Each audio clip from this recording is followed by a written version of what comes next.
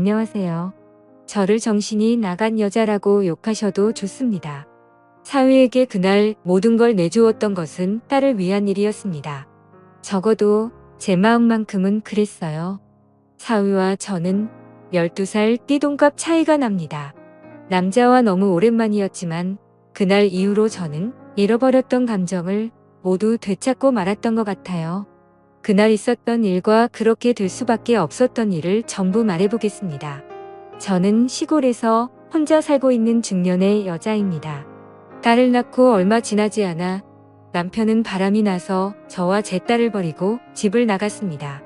살 길이 막막했지만 안 해본 일이 없을 정도로 고생을 하며 열심히 혼자서 딸을 키웠습니다.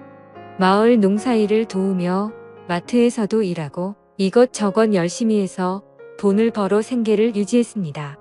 저는 어린 나이에 일찍 결혼을 해서 딸을 낳았고 사위는 제 딸과 나이 차이가 좀 있습니다.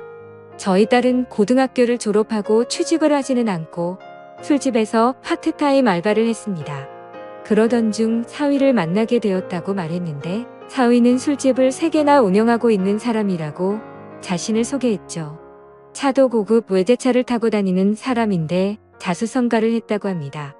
산전수전 모두 다 겪어본 사람이라고 말이죠. 처음 시작한 술집은 금방 망해버렸고 고생을 많이 했다고 합니다. 다시 자금을 마련해 또다시 도전하기를 여러 번 했다더라고요. 결국 현재는 장사가 잘 되는 술집을 3개나 가지고 있는 사위입니다. 그리고 장사가 썩 잘 되지는 않지만 직원들 월급은 충분히 줄 수 있는 정도의 술집을 운영하고 있는 사람이었죠. 사위는 고생을 하며 바쁘게 사업을 하다 보니 30대 중반까지 결혼을 못하고 혼자 살고 있었습니다. 그러던 중 사위가 운영하는 술집 중 한 곳에서 제 딸이 일을 하게 되었다네요. 사위는 처음에는 저희 딸에게 관심이 별로 없었다고 합니다. 30이 넘은 나이에 20대 초반인 저희 딸 아이한테 관심이 가지는 않았다더군요. 그러다가 일을 마친 저희 딸을 집에 데려다 준 적이 있었는데 저희 딸이 자취하는 집 근처에 있는 술집에서 둘은 술을 한잔 하게 되었고 그곳에서 둘은 눈이 맞아버렸다고 했습니다. 그날 이후로 사위와 딸은 동거를 시작하게 되었고 저희 딸은 돈을 아낄 줄 모르는 아이였기 때문에 그때 당시 빚이 많았다는데 그 빚을 사위가 다 갚아주었다고 하더군요. 제 입장에서도 참 고마운 사람이었습니다. 사위는 그 일에 대해서 덤덤하게 말하더군요. 본인에게는 그 돈이 큰 돈이 아니었다고 말이죠. 딸은 저에게 입이 마르도록 사위 칭찬을 했습니다. 저도 마찬가지로 사위에게 늘 고맙다고 말했어요. 저는 사위에게 고마운 마음이 늘 똑같았는데 제 딸의 고마운 마음은 잠시뿐이었습니다. 사위와 함께 살면서 가정주부로 있던 딸은 낮에도 밤에도 밖으로 나돌았다고 하네요. 그러던 중 제 딸과 어떤 남자가 팔짱을 끼고 지나가는 것을 사위가 목격하게 되었고 사위는 딸의 이름을 크게 불렀는데 딸은 그 남자와 도망을 쳐버렸다고 합니다.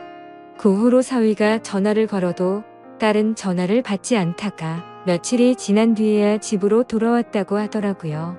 딸은 사위에게 오해하지 말라고 적반하장으로 오히려 화를 내고 나서는 집을 뛰쳐 나가 버렸다고 합니다. 지금에서야 알게 되었지만 사위는 그때 결혼을 포기했다고 합니다. 사실 사위의 주변에는 여자들이 항상 많았습니다. 사위의 고급차를 보고 접근하는 여자들이 엄청 많았다고 하더라고요. 하지만 사위는 한눈을 팔지 않았고 저희 딸을 진심으로 사랑했기에 제 딸이 집을 나가고 나서 너무나도 힘들었대요. 사위는 저에게 예의를 다하기 위해 저를 찾아왔습니다. 딸과 있었던 일을 제게 모두 말하고 사위는 딸과의 관계를 정리할 것이라고 말하더군요. 제가 살고 있는 허름한 시골집을 다시 지어주겠다고 약속했던 사위였습니다. 그렇게 착한 사위가 저희 딸 때문에 상처를 받은 이야기를 들려주는데 미안한 마음에 저도 모르게 눈물이 나더군요. 혼자 마트에서 일을 하면서 살아가는 저도 외로운 여자입니다. 하지만 제겐 가장 소중한 딸 하나 있는 거 그게 위안이었고 그 딸 걱정으로 그 모진 세월을 견디며 보냈습니다. 딸이 얼른 좋은 남자 만나서 안정이 되었으면 하는 바람으로 살았죠. 사위를 만나 함께 사는 딸을 보며 좀 안심을 하고 있었는데 사위가 찾아와서 하는 얘기를 듣고 저는 충격을 받았습니다. 한참을 멍하니 있다가 사위가 일어나려고 해서 저는 잠깐만 기다리라고 말했고 사위에게 저녁 식사를 차려주었죠. 사위와 저녁을 먹으며 같이 술을 마셨는데 사위는 술이 오르는지 점점 많은 얘기를 하더군요. 사위는 저희 딸이 집을 나가서 너무 힘들다는 얘기도 했습니다. 그리고 자기가 어떻게 살아왔는지 얼마나 고생을 했는지에 대해서도 얘기를 하더라고요. 사위가 고생한 얘기를 할 때는 저도 눈물이 나더라고요. 저도 사위 못지않게 고생을 하고 살았던 것이 생각나 동병상련의 마음으로 울었습니다. 술에 취해서 그랬던 건지 사위도 울고 저도 울었습니다. 사위는 제가 얘기를 잘 들어줘서 고맙다고 하더군요. 저는 사위가 고마웠습니다. 딸과 짧은 기간 동거를 했을 뿐인데 사위는 저에게 예의를 다하기 위해 저를 찾아왔으니까요. 사위는 결국 딸과 헤어질 수밖에 없다고 얘기를 했고 저는 사위에게 뜻대로 하라고 말했습니다. 그리고 울고 있는 사위를 토닥여주며 안아주었습니다. 못된 딸 때문에 상처 줘서 미안하다며 사위를 안고 저는 이렇게 위로해 주었습니다. 이 말에 사위는 어린아이처럼 엉엉 울더라고요. 사위는 한참을 울더니 누가 먼저라고 할 것도 없이 저와 사위는 사고를 치고야 말았습니다. 저는 너무 부끄러웠습니다. 하지만 사위가 원하는 대로 하도록 해주는 것이 딸의 죄를 조금이라도 씻어주는 길이라고 생각했습니다. 물론 사실 저도 좋았습니다. 어떤 남자도 저에게 주지 못했던 감정을 사위가 저에게 주었습니다. 다음날 아침 저는 사위에게 식사를 차려주었는데 사위는 허기가 졌는지 허겁지겁 식사를 했습니다. 그 모습을 볼 때 제 마음은 너무도 흐뭇했습니다. 밥을 먹고 사위는 돌아가게 되었죠. 저는 사위를 보낼 때 이상한 마음이 들었습니다. 딸을 걱정하고 사위에게 미안한 것이 아니라 사위가 가는 것이 아쉬웠습니다. 저 갈게요. 이렇게 말하는 사위에게 저도 모르게 언제 또 올 건지 이렇게 물어봤고 저도 모르게 나온 이 말에 깜짝 놀랐습니다. 사위는 대답을 하지 않고 그대로 갔습니다.